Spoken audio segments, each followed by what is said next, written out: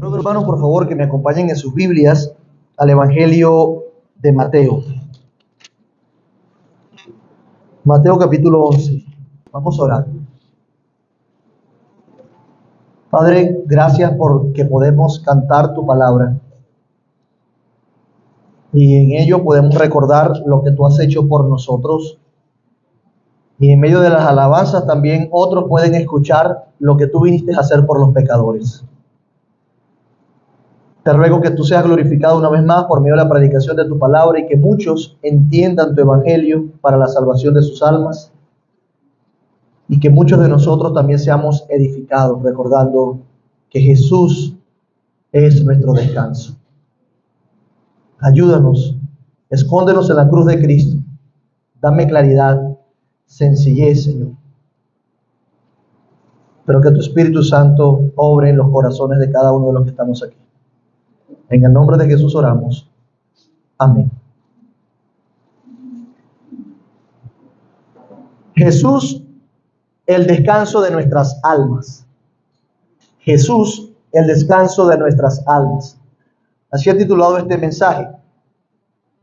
Una de las cosas que quiero que primero pensemos es en qué es lo que significa el descanso. Cuando nosotros queremos descansar.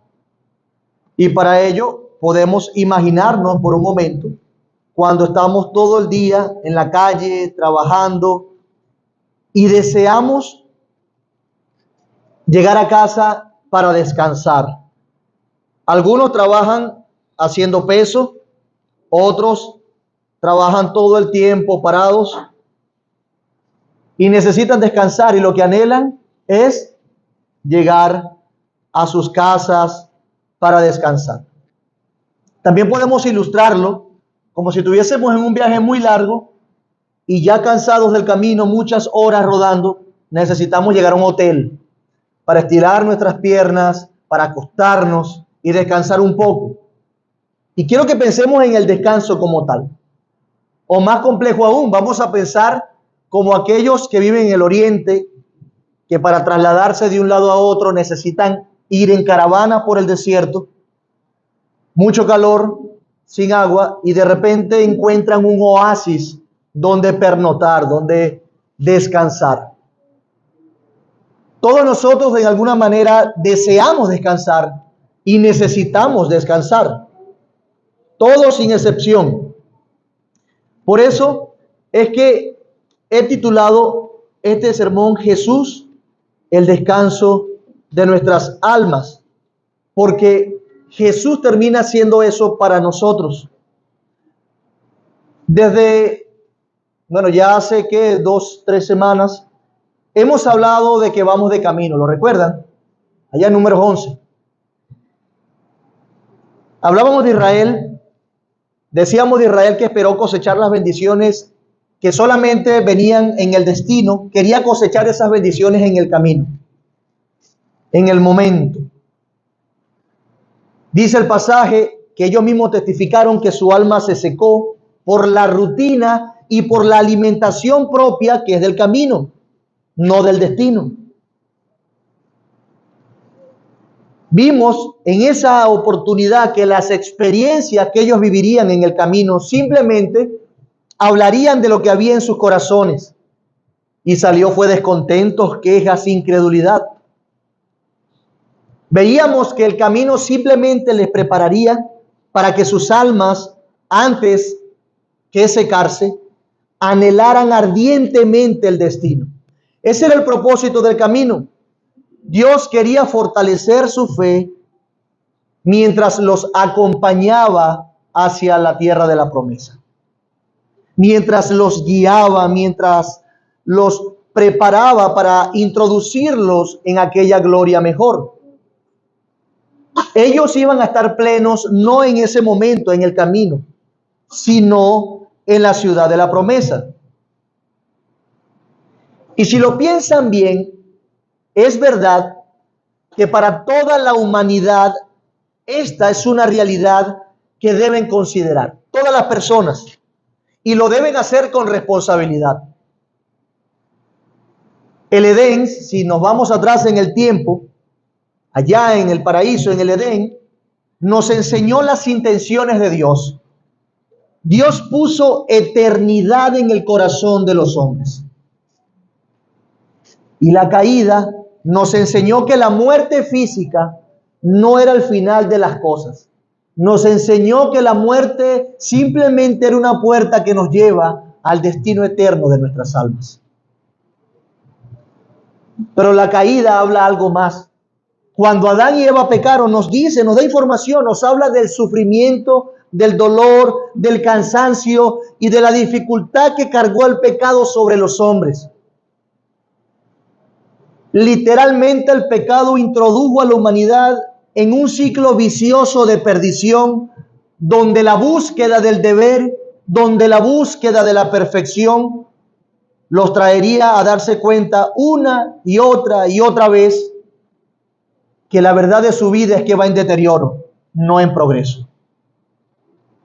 Es una espiral en descenso hacia la degradación que los llevará a toda la humanidad a darse cuenta de lo mismo, que las pastillas que se ofrecen ahorita para calmar los dolores, que las sustancias antiestrés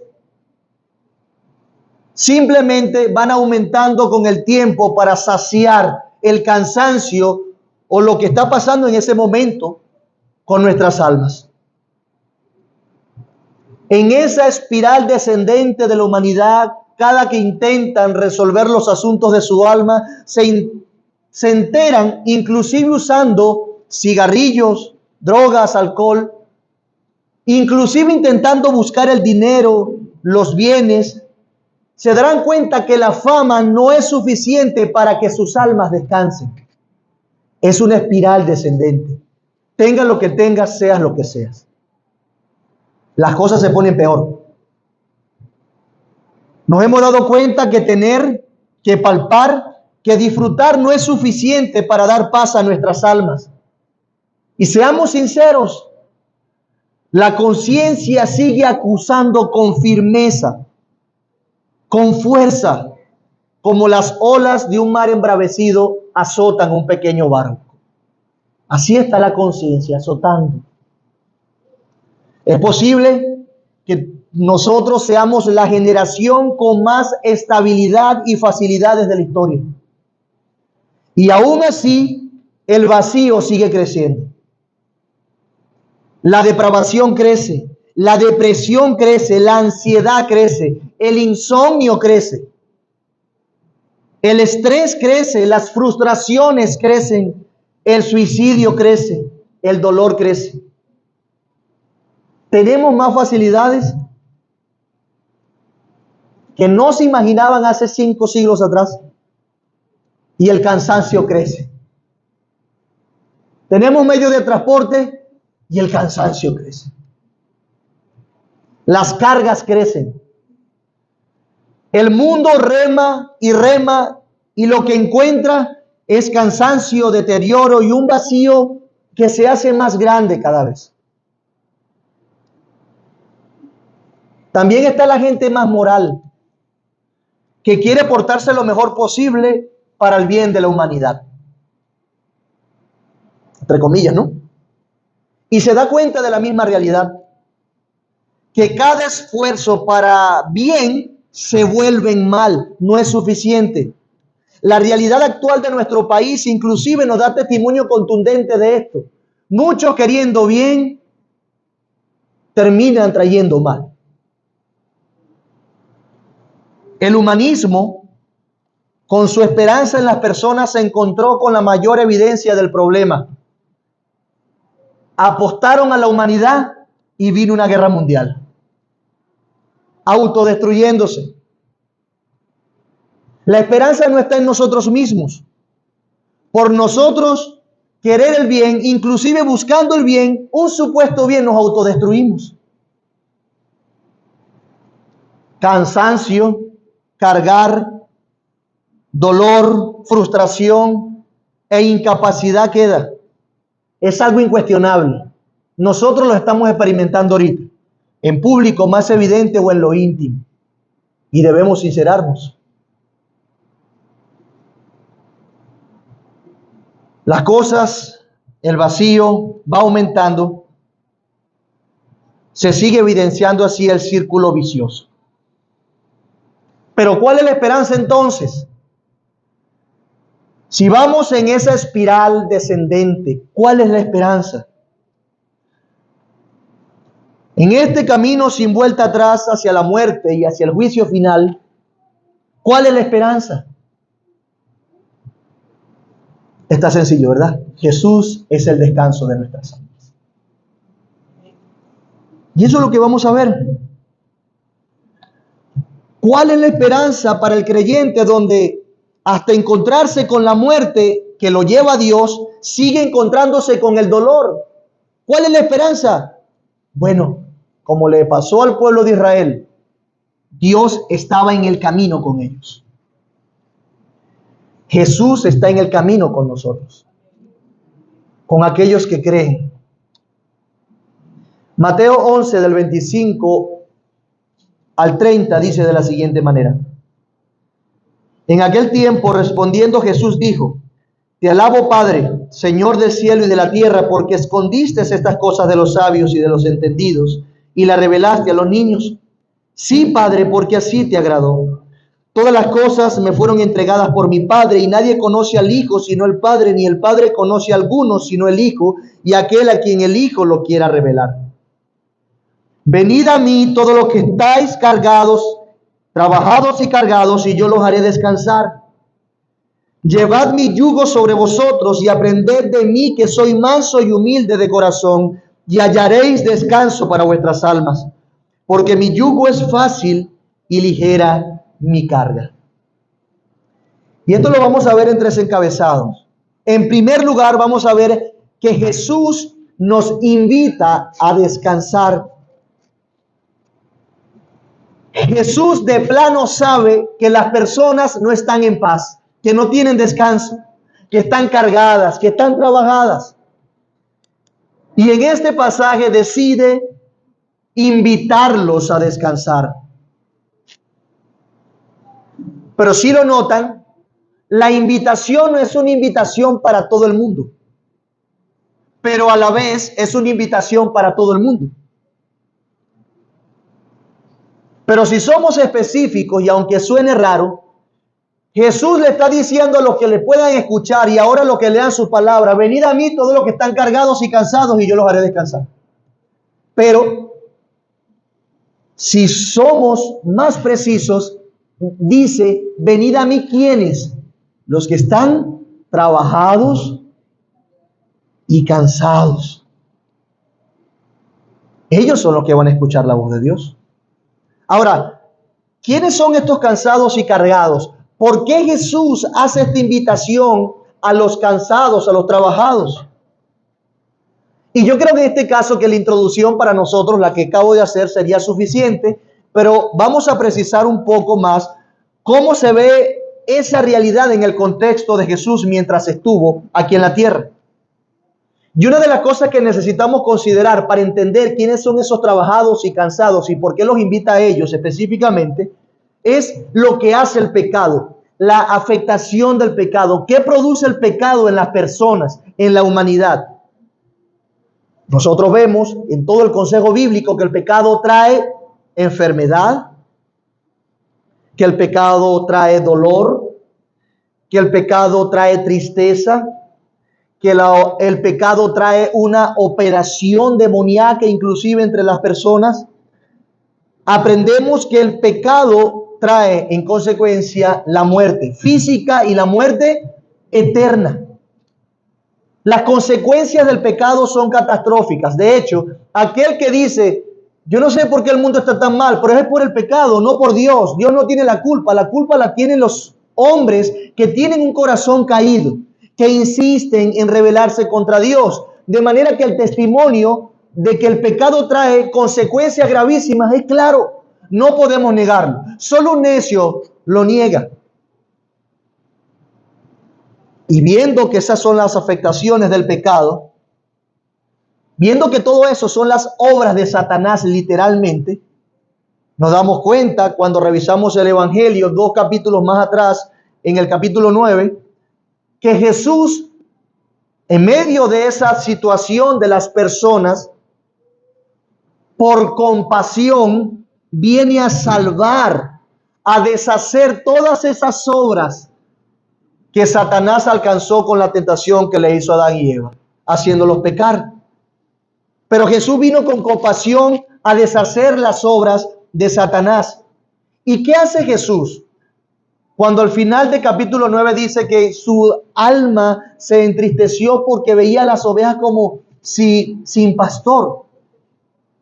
Cuando iba y les ayudaba en las aldeas y hacía milagros y le predicaba el evangelio.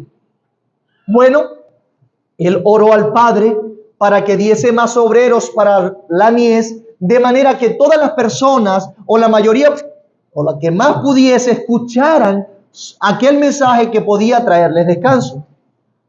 Entonces ora al Padre y además capacita a hombres para enviarlos a deshacer las obras de Satanás.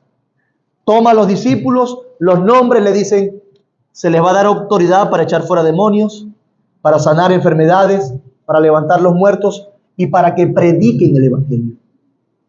Los capacita para que vaya a consolar los corazones de las personas que estaban afectadas por las consecuencias del pecado.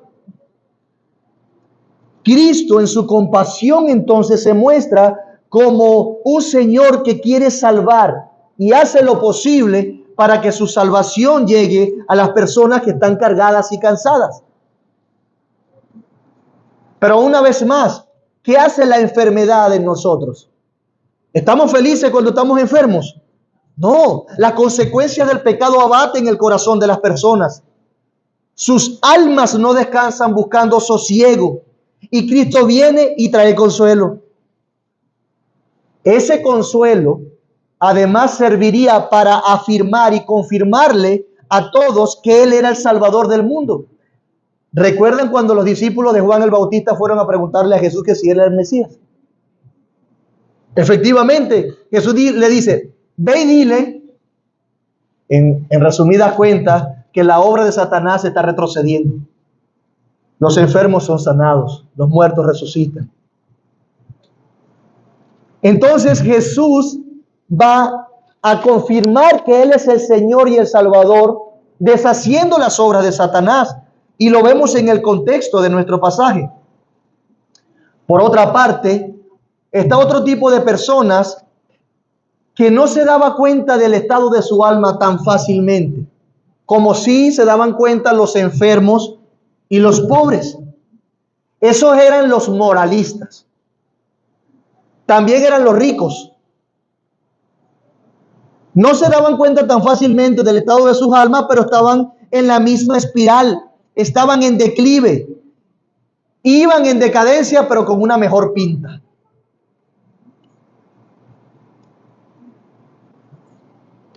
Parecían que sufrían menos, pero sus almas estaban en el mismo estado, sin descanso. Y esos ricos, esos moralistas, en vez de encontrar consuelo en Cristo, Jesús les fue de tropiezo, porque ellos querían hacer algo para encontrar el descanso por sí mismos. Y Cristo les dijo, no, es solamente a través de mí, y Cristo fue de tropiezo para ellos. De allí que Mateo 11:6 diga que bienaventurado es aquel que no halle tropiezo en mí. Lo cierto es que, aunque pobres y enfermos por su necesidad buscaron más a Jesús, ciertamente, no todos los pobres y enfermos lo hicieron. Y aunque algunos ricos y moralistas, algunos menos que los pobres, también buscaron a Jesús, no todos escucharon a Jesús.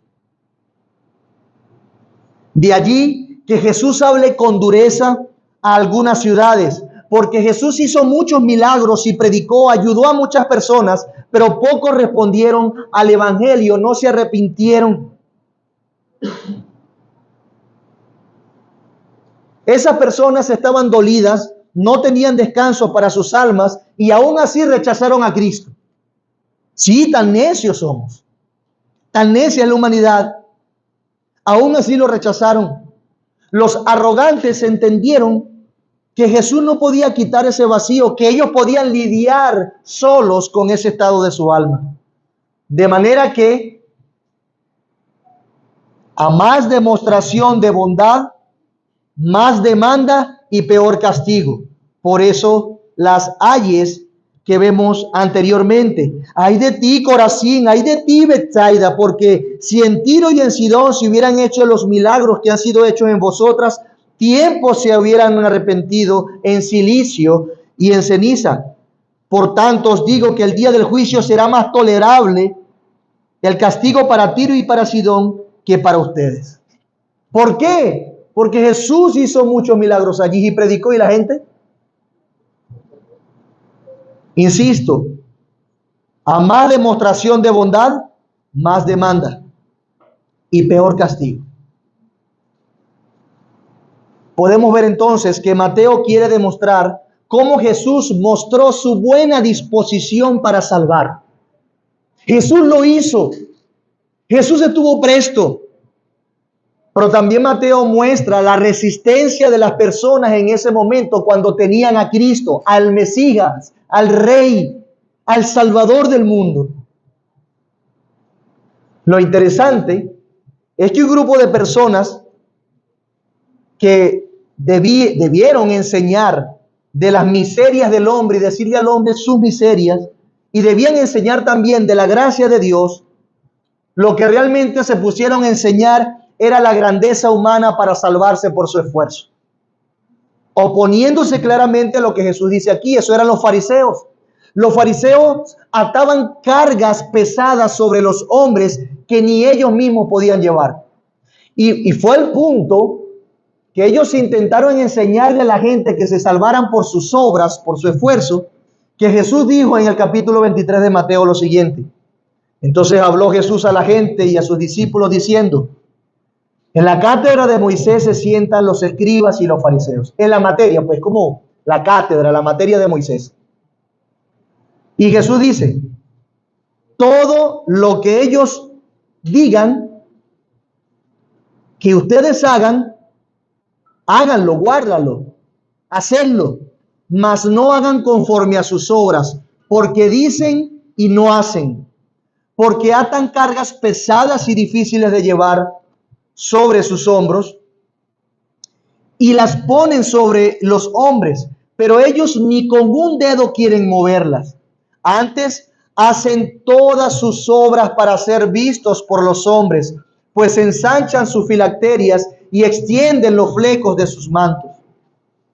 Y aman los primeros asientos en las sinagogas y las primeras sillas en las sinagogas y las salutaciones en las plazas, y que los hombres lo llamen rabí, rabí.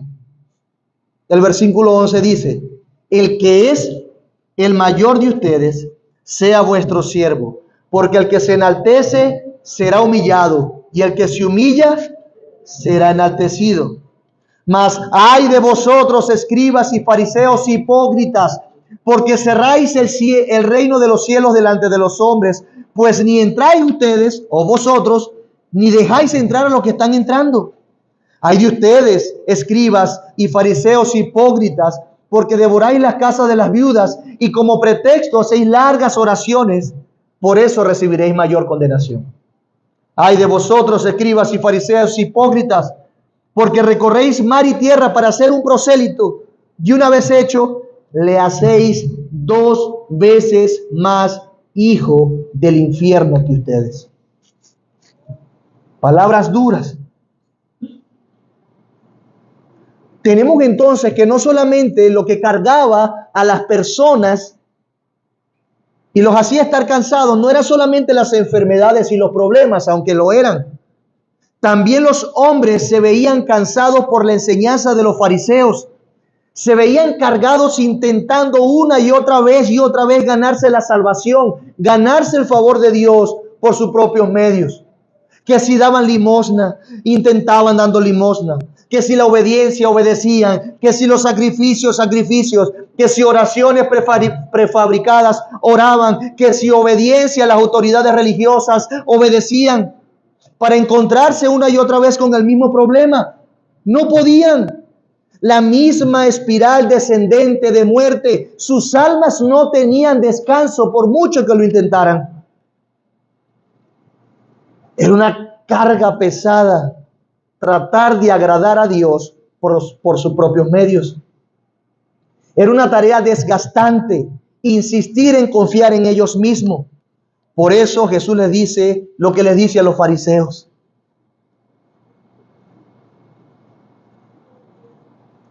Y deseo con todo mi corazón que algunos se estén sintiendo identificados con eso. Con cada intento y su conciencia no encuentra consuelo. Los que intentan esto, los que no solamente los cargan sus problemas, sus enfermedades, las situaciones de donde viven, de nuestro país, sino que le cargan el intento de agradar a Dios y ven que se encuentran en un peor estado. Terminan en lo mismo, cansancio y carga. ¿Quién podía quitar eso? ¿Quién podía aliviar ese cansancio? ¿Quién puede sacar a la gente de la frustración? Porque frustración sentimos al lidiar con nuestro propio corazón. Pero Jesús dice, venid a mí, dijo Jesús, todos los que estáis trabajados y cargados, y yo los haré descansar. Entonces, una vez más, ¿por qué Jesús hace esta invitación a los cansados? Porque los que se sienten cansados y frustrados y se reconocen que no pueden por su propia cuenta, son los que van a ir a Cristo para pedirle que les ayude. Son ellos los que se han dado cuenta que no pueden solos, que el peso del pecado los abruma, que las consecuencias del pecado no la pueden llevar solos. Y van a Cristo. ¿Quiénes son entonces aquellos que están cansados y cargados? Bueno, aquellos que se han dado cuenta de la verdadera razón de sus problemas y del hoyo profundo en el que se encuentra. ¿Cuál es la verdadera razón? La verdadera razón de nuestros problemas. El pecado. ¿Quiénes irán a Cristo entonces? ¿Los que creen que pueden resolver las cosas por sí solos? ¿Los orgullosos y arrogantes que entienden que pueden ganar el favor de Dios ofrendando, diezmando, viniendo a la iglesia o leyendo la Biblia de vez en cuando? No. Los que podrán encontrar el descanso de Cristo son aquellos que entienden que están ya totalmente en ruinas. Reconocen su necesidad de ayuda. Por otra parte, ¿quiénes no irán a Cristo? Bueno, aquellos que se creen potentes en sí mismos. Simplemente hacen una expresión de orgullo que los está acercando cada día más al infierno. Por eso creo que es conveniente que de antemano podamos preguntar, sabiendo ya esto, ¿te sientes cansado? ¿Reconoces con sinceridad el estado de tu alma? Tus pecados te cargan, te afectan. ¿Estás cómodo con ellos? Bien dijo Jesús en Mateo capítulo 5, bienaventurados los pobres en espíritu. Hermanos, vemos aquí que Jesús promete que hará descansar a todo el que viene a Él. Venid a mí todos los que estáis trabajados y cansados, y yo los haré descansar. Hermanos, recuerden que Jesús es el único que puede hacer esto, traer un verdadero descanso para las almas en medio de una gran tribulación, en medio de lidiar con el pecado todavía. ¿Por qué? Porque Jesús es el Cordero que quita el pecado del mundo, dijo Juan el Bautista. Las personas encontrarán en Cristo no solo la salvación, sino el descanso que necesitan sus almas mientras están aquí en la tierra. Vengan a mí, dijo Jesús, vengan a mí. Algunos intentan callar su conciencia y hallar descanso con terapias. Pero no son 3 terapias que te va a recomendar Cristo. No son 3 tratamientos para que descanses. No te va a recetar pastillas para dormir o vitaminas. Jesús no te va a recomendar una sesión de masajes antiestrés. Es Él mismo. Él es el que nos va a dar descanso. Él es el que nos invita a descansar. Es Él quien dará sosiego realmente a las almas. Con Él, solamente con Jesús, podrás entrar en oración y encontrar tu lugar seguro, tu descanso. En medio de una situación donde el mundo se está cayendo, donde tu familia quizás se está cayendo, mientras no puedes más, mientras te agobian las situaciones económicas, mientras la situación del país te llena de miedo, de tristeza, de impotencia, de frustración. En Cristo, Cristo es tu lugar seguro de descanso. Es Él. Él es el descanso. Ahora, ¿cómo nos enseña Cristo a descansar? Y este es mi segundo encabezado. Jesús enseña a descansar. Él es nuestro descanso. Él nos invita a venir a Él, a los que reconocemos que nuestro mayor problema es el pecado. Pero Él nos enseña a descansar.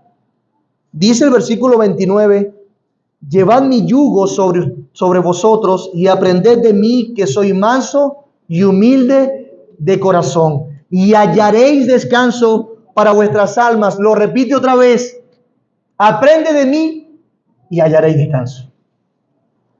Porque mi yugo es fácil y ligera mi carga. Jesús nos dice aquí, ven a mí, lleva mi yugo, aprende de mí. Mi hija me preguntó, papá, ¿qué es yugo? Bueno, yugo era un instrumento del agro, una madera moldeada que se imponía a los bueyes para trabajar, para tirar del arado. Y en toda esa estructura de arado podía ser de 2 bueyes, donde se podría usar el animal más experimentado para enseñar el animal más nuevo, bajo el mismo yugo. Era un yugo de trabajo, era un yugo de sujeción, pero también era un yugo de aprendizaje, era un yugo de guía. Significa estar bajo autoridad. Y Jesús les dice, lleven mi yugo. Parece que el yugo que estaban llevando ellos era otro yugo. Parece que otros le estaban indicando el camino al cielo y ese yugo era muy pesado y no podían llevarlo.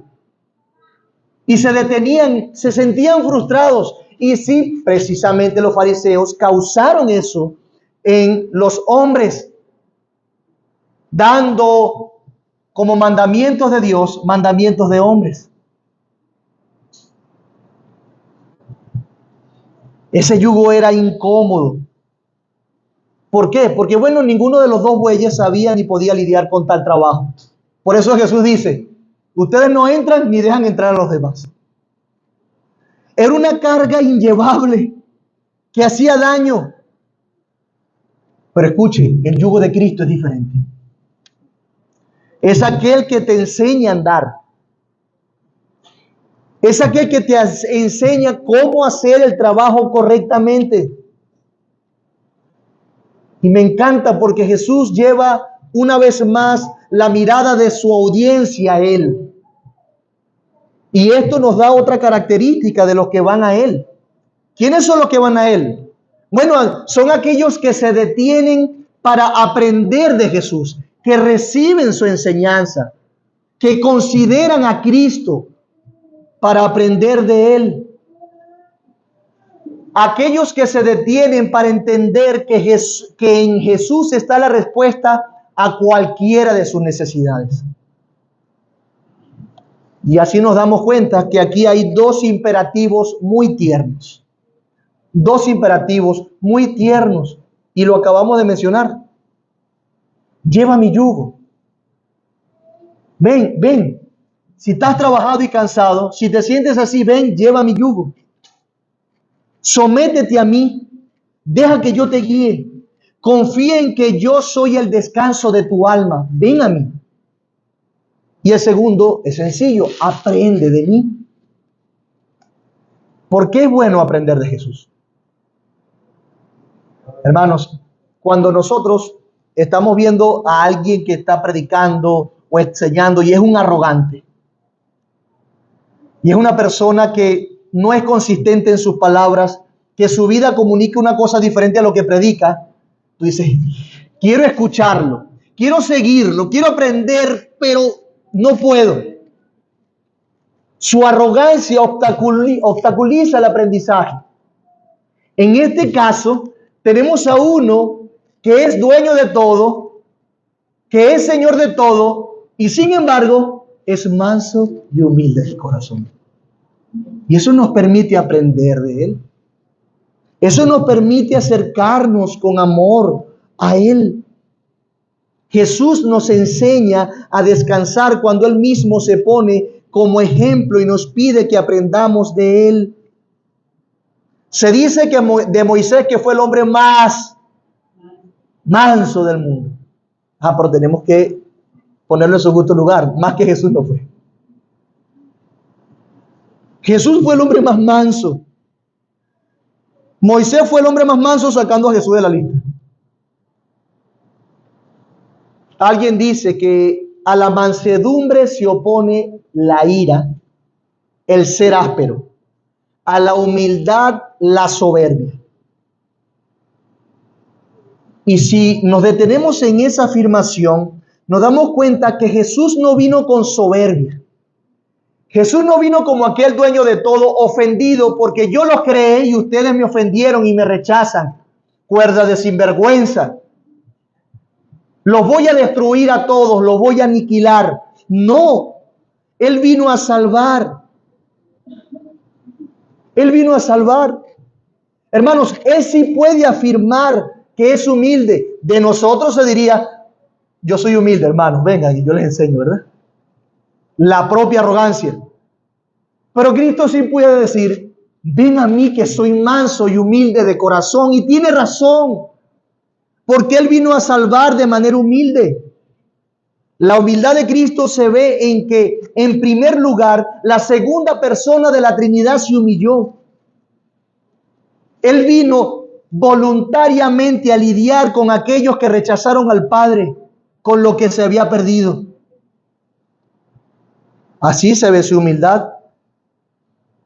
Su humildad también se ve en la compasión que tuvo con los débiles, con los necesitados, con los enfermos. Se dice de él que es amigo de pecadores. ¡Qué humilde! Pero él es el santo, el que no pecó, el sublime, el que trasciende. Pero vino como amigo de pecadores. Pero también vemos su humildad en su servicio. Inclusive le lavó los pies a personas como Judas, quien lo entregó. Él vino a servir, no a ser servido. La segunda persona de la Trinidad, el hombre, Dios, a servir. ¡Qué humilde! Pero también él vino, y su humildad se ve, y dejó el juicio a su Padre para su momento. Él no vino a condenar, él vino a salvar. Juan 3:17. No he venido a condenar, sino a salvar.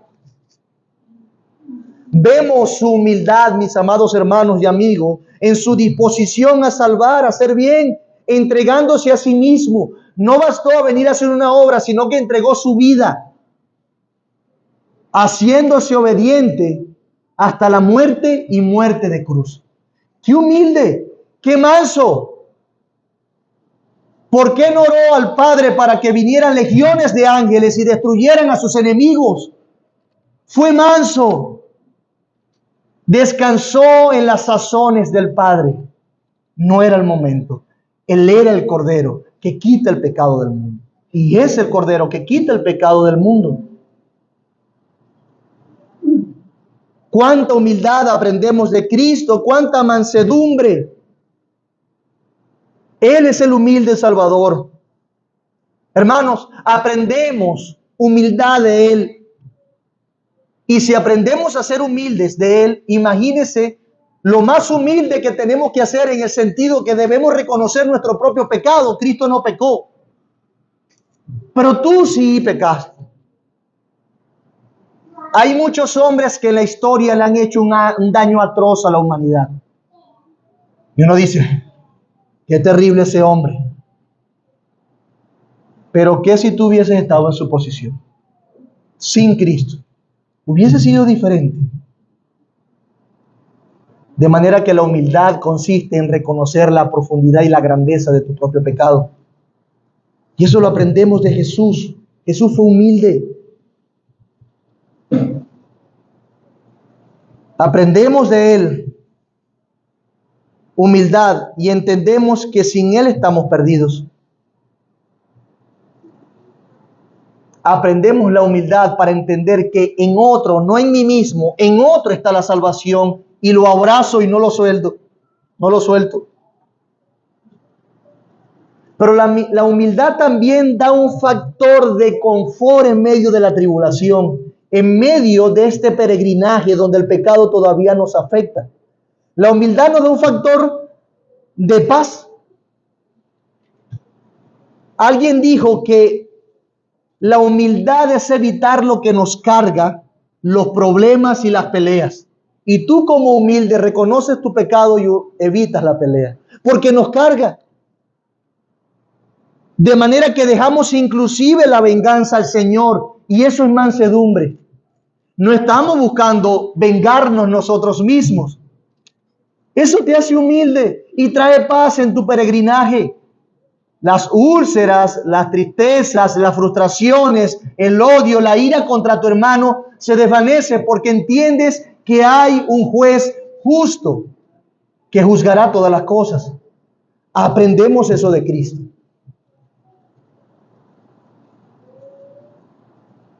Qué humilde fue Jesús.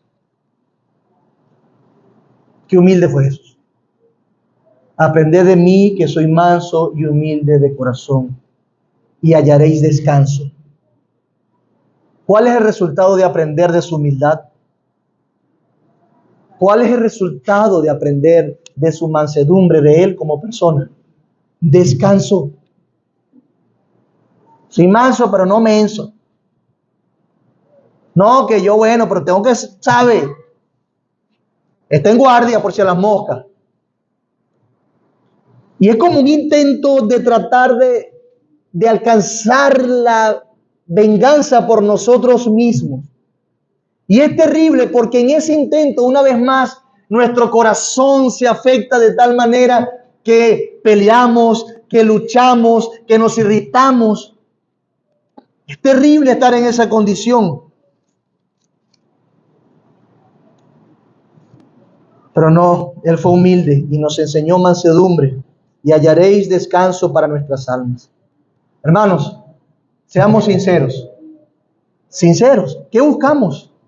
¿Qué buscan los hombres? Descanso, estar en paz, estar tranquilos, reposo.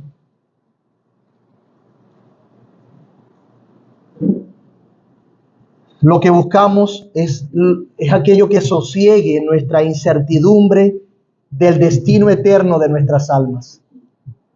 Sí, que te perturba en la noche cuando duermes y piensas en la muerte. ¿Cuál será tu destino, tu final? Sí, que te afecta, que aumenta los latidos de tu corazón cuando lo piensas. Cuando recuerdas cómo murió un familiar y cuando recuerdas que la Biblia habla de un juicio santo, perfecto, justo. Buscamos que alguien sosiegue nuestra incertidumbre del destino eterno de nuestras almas. Y yo quiero recordarte hoy una vez más que ese es Cristo. Él es el descanso de nuestras obras. Él es el descanso de nuestro pesar. ¿Sabe? Jesús es el descanso de las exigencias del mundo. Jesús es el descanso de querer agradar a otros, de querer vivir para otros, de llenarle el ojo a otros. Jesús es el descanso, porque Él ya lo hizo todo por mí y me perdonó. Él es el perdón de mi alma. Cuando Jesús es el descanso de mi alma, las enfermedades inclusive toman otro matiz. Los sufrimientos ya no sufren como antes. Los dolores ya no duelen. Son con propósito. Las tristezas ya no se sufren como antes porque nos recuerdan a Cristo. Ese descanso que Cristo nos da y nos promete a aquellos que van cargados y trabajados a Él no es ausencia de dificultades, pero créanme que tener a Jesús es suficiente. Así el mundo se caiga a mi alrededor. Eso es lo que Él ofrece. Jesús es el descanso de nuestras almas. Pero ¿qué más aprendemos de Jesús? ¿Qué más aprendemos de Él? Yo creo que esto es de suma importancia y por eso lo dejé en este orden. Aprendemos a lidiar con nuestras almas en relación con Dios. Repito, aprendemos a lidiar con nuestras almas, con lo que somos en relación con Dios. El Padre se muestra como aquel en quien están desnudas todas las cosas frente a Él. Y por eso nos aterra.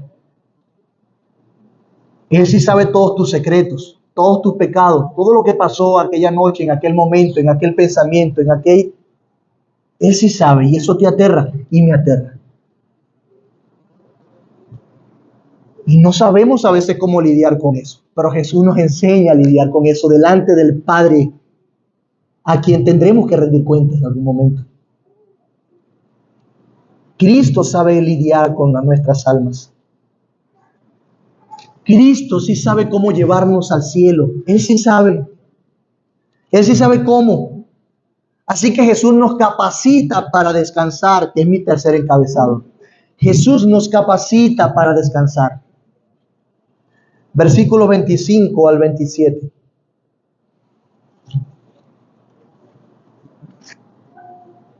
En aquel tiempo, respondiendo Jesús dijo: Te alabo, Padre, Señor del cielo y de la tierra, porque escondiste estas cosas de los sabios y de los entendidos y las revelaste a los niños. Sí, Padre, porque así te agradó. Todas las cosas me fueron entregadas por mi Padre, y nadie conoce al Hijo sino al Padre, ni al Padre conoce a alguno sino el Hijo, y aquel a quien el Hijo lo quiera revelar. Una de las primeras cosas que vemos en este pasaje es que al Padre le agradó revelar estas cosas a los que son como niños. ¿Cómo es ser como niño? Bueno, aquellos que se someten voluntariamente a Él y aprenden de Él, que reconocen sus maldades y que entienden que necesita de otro para poder vivir. Ser como niños. El Padre quiso revelárselo a aquellos, a los humildes. Y lo interesante aquí es que Cristo alaba al Padre por eso. Te alabo, Padre, gracias. Porque no hiciste eso con los arrogantes que se creen mejor que otros, que son más inteligentes. No, fue a los que son como niños. También aprendemos que el Padre le entregó todas las cosas a Cristo. Entre esas cosas, la capacidad de salvar.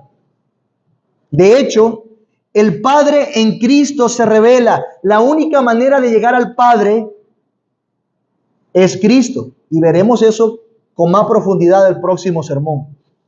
Pero por ahora basta decir que el único camino para encontrarse con la primera persona de la Trinidad en el sentido del pasaje es a través de Cristo.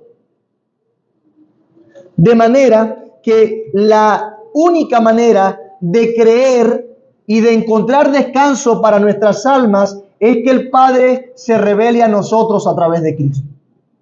Y aquí las cosas se ponen complejas, porque bueno, me estás diciendo que venga, que confíe, que reconozca, pero la única manera de encontrar descanso es que el Padre sobrenaturalmente y soberanamente actúe sobre mí revelándose a mi corazón. Bueno, sí, eso es lo que te estoy diciendo. Si Cristo no revela al Padre a las personas, los hombres siguen en su obstinación. De un lado pueden decir los creyentes, sí, reconozco que Cristo se reveló a mí, me dio al Padre, porque si hubiese sido por mí, yo seguiría muertico en mis maldades.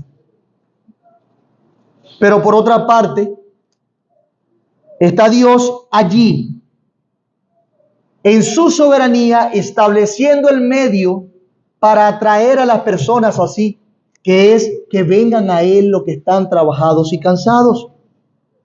La única manera de creer en Él es por revelación, que Él se lo demuestre, que Él se muestre a ellos. Y esto es un claro contraste, una vez más, con los fariseos. No es a los más intelectuales, no es aquellos que pretendían hacer el camino al cielo para otros, aquellos que ponían mandamientos que no estaban en la Biblia: no haga, no vista, no salte, no brinque, no haga, no esto, agáchate, salta, ponte, quítate. En este momento aquí está la lista. No era ellos los que se creen más sabios y pueden ser los autores de la salvación de las personas al mostrarle cómo vivir una vida moralmente correcta. No, era para los sencillos que entendían que no podían solos, como los niños, para aquellos que por su debilidad se someten al señorío de Cristo y llevan su yugo. Ese es el camino soberano que Dios estableció para que la gente venga a Él. Y esto es claro, aquí se armoniza la responsabilidad de creer con la soberanía de Dios. ¿Dios es soberano en la salvación de los hombres? Sí. Nadie puede ser salvo si Dios no lo atrae a Él.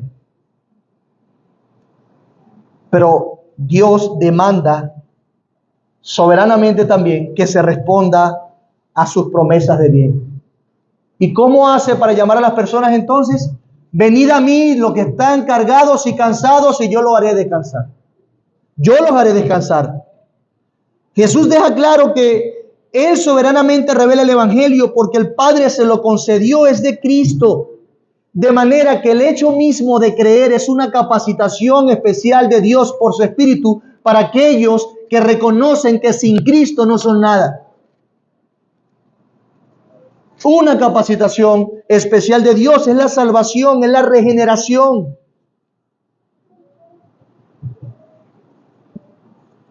Jesús explica algo importante en esa capacitación, que su carga es ligera.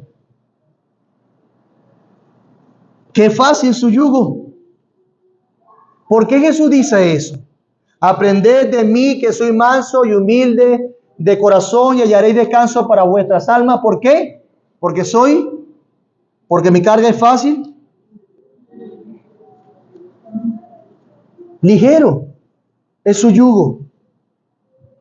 Y lo que quiere comunicar Cristo aquí es que efectivamente todos aquellos que vienen a Él y encuentran descanso y se dan cuenta que hay una oportunidad para poder dormir bien, para poder descansar de esa frustración de su alma, que hay una oportunidad, que hay alguien que puede sacarlo de sus tormentos, que no lo dejan dormir porque tienen miedo a la muerte y al juicio final. Esas personas, al conocer que hay uno que está dispuesto a salvarlo, entonces entiende que esa persona es digno de ser obedecido por todos. Y es fácil, y su amor se vierte a Jesús. Claro, Cristo lo salvó. Pablo dijo que Dios se revela en la faz de Jesucristo. Y las personas quedan cautivadas. Sí, hay esperanza, hay descanso en Él. No tengo más a dónde correr. Que se caiga el mundo, voy a Cristo y Él me hará descansar. Bien dice Juan en su primera carta, capítulo 5, versículo 3. Y este es el amor a Dios, que guardemos sus mandamientos. Y sus mandamientos no son gravosos. ¿Por qué? Porque ama. Si tú amas a Cristo, no será gravoso obedecerle. No será gravoso tomar su yugo y aprender de Él. Las demandas de Cristo son difíciles en un sentido, sí, por supuesto, porque deben estar dispuestos a morir, pero el amor lo hace fácil. El amor lo hace fácil. Por eso la pregunta natural tiene que ser ahora: ¿tú amas a Cristo?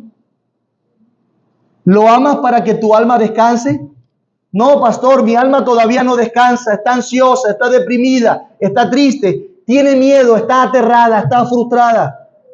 Ama a Cristo, ve a Él, aprende de Él, que es manso y humilde de corazón. Sigue sus pisadas, no te resistas, deja tu arrogancia. Vas al infierno si resistes a Cristo. Ve a Él para que te dé descanso. En este pasaje se afirma la soberanía de Dios al salvar a las personas. Pero yo quiero recordarles, hermanos y amigos, que cada afirmación de la soberanía de Dios es un llamado a la humildad y a la oración. ¿Tú puedes cambiar los decretos de Dios? ¿Tú puedes doblegar los planes de Dios? No puedes. Sé humilde, condesciende y sujétate a Él. Pero también la soberanía de Dios nos dice, si Él es el que lo puede hacer todo y Él es soberano, entonces yo muestro mi humildad orando. Ora y ruégale al Señor que te ayude, ruégale al Señor que te salve, ruégale al Señor el descanso que tu alma necesita. Cada afirmación de la soberanía de Dios es un llamado a la humildad y a la oración. Él nos capacita para que descansemos en Él. Así que vayamos a Él. No vayamos a otro lugar. Quizás otra carga que afectó al pueblo en ese momento es que estaba bajo el dominio grecorromano, romano en sí mismo, pero griego por la cultura que tenían. Y ellos se sentían frustrados también porque el dominio de Roma era duro. Sí, había una paz romana. Sí, había circo y pan, ¿verdad? En su momento. Sí, una supuesta estabilidad, pero ellos sabían que Roma, cuando se rebelase, podía devastar a cualquiera. Pero debían entender en ese momento las palabras de Cristo de esa manera, que Él era el único que podía ayudarlos para lidiar con la esperanza de que pronto Dios hará justicia a pobres, a ricos, a los sencillos y a los poderosos. Todos compadecerán ante el tribunal de Dios. Cristo es el descanso porque Él promete ese juicio para ellos. Cristo vino en ese momento como un cordero expiatorio, humilde, muy humilde. Pero en su momento vendrá, Él prometió que vendría como un león a destruir a todos los arrogantes que se oponen a Él. Quizás alguno pudiera pensar que lo que siente o le aturde en lo más íntimo de sus pensamientos y reflexiones es por los desaciertos que ha tenido en el tiempo o por los errores que cometió en el pasado. Y no, yo lo puedo enmendar, ya no lo voy a hacer más. No, pero es que no son simplemente los desaciertos. No es simplemente que te está afectando mucho en el contexto que te tocó vivir, porque si vivieras en otro contexto, tu alma estuviese descansada. En Nueva York, en Londres, en Alemania, no sé. No es eso. No son simplemente los desaciertos o el contexto que te tocó vivir. No son los padres que te tocaron, o la cultura o el país. No es la situación económica que te tocó vivir. Es el pecado, recuérdalo. Es el pecado. Es tu pecado lo que te estorba. Si las cosas fueran diferentes, aún así, tuvieras el mismo problema. Un alma cansada, cargada, frustrada y obstinada. Esa es la realidad. Quizás ose alguno de aquí decir que no siente ese vacío. No, pero yo estoy bien. ¿De qué está hablando el pastor? Yo sin Cristo estoy bien. Ni cansado ni turbado. Yo estoy en paz. Y esa persona intenta resolver las cosas con tratamientos paliativos que lo hacen escapar de la realidad. Pero es eso nada más. Un escape de la realidad. Cada intento de resolver las cosas por sí mismo, cada que entienden que alivian ese descanso y esas cargas, es una demostración más de ese círculo vicioso del que hablábamos anteriormente. Deja a esas personas por un momento sin esas sustancias paliativas y la depresión y el vacío no tardarán en llegar. Esa es la realidad. ¿Qué pasará cuando no tengan más fuerzas? Bueno, ahorita está la opción de la eutanasia, como le pasó o como hizo un muchacho en Colombia hace un par de días. ¿Qué pasará cuando la muerte lo saque de su adormecimiento?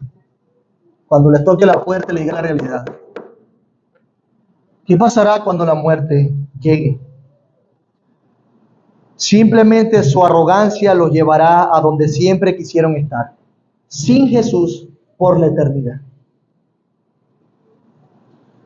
Pero mi amado amigo, en Cristo hay salvación.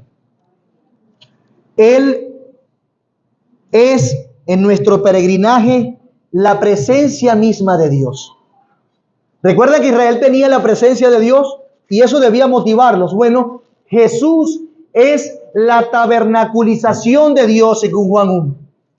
La presencia de Dios se hizo presente en Cristo. Dios con nosotros.